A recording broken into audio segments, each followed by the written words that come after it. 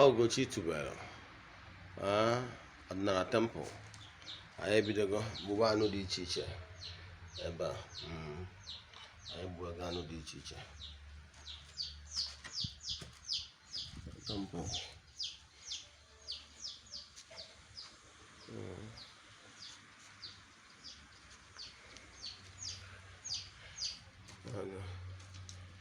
Ugochi tubelu.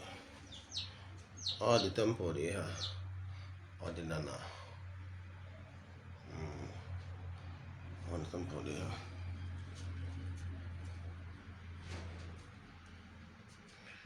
Odinana.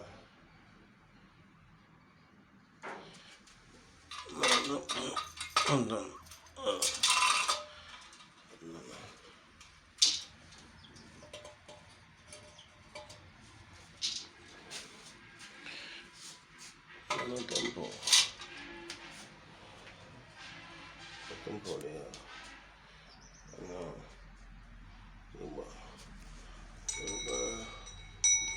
Back on here.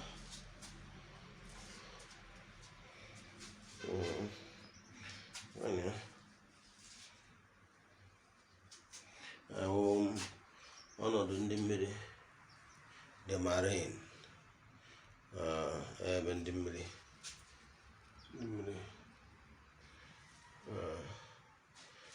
ọnọdụ ndị mmiri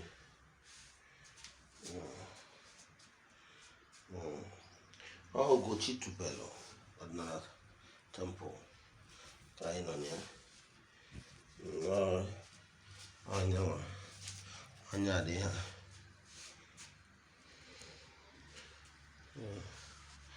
Nke a bụ n'ilo, the part of the temple, the entrance of the temple. You see it. Ka awụ ụgbọ afọ anyị ebe a ka anyị na-agba afa n'ọnụ dị ha. Yes. It's in the middle. Agba afa. Ebe a. Agba afa. Ebe anyị na-agba afa dị ha.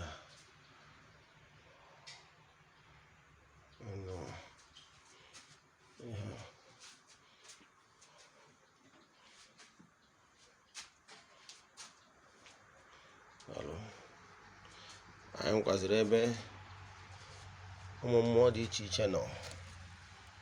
Ụmụ alụsị anyị nọ. Ihe afọ ihe na-eme nọ. Ugochi tubelu tata anyị gburu anụ. Bụ na alụsị gasị alụsị dị iche iche n'ụlọ ha dị ha.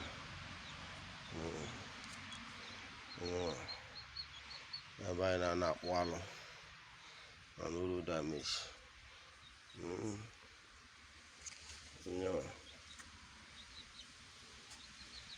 Onye ọhụrụ alụsị n'alụnụ.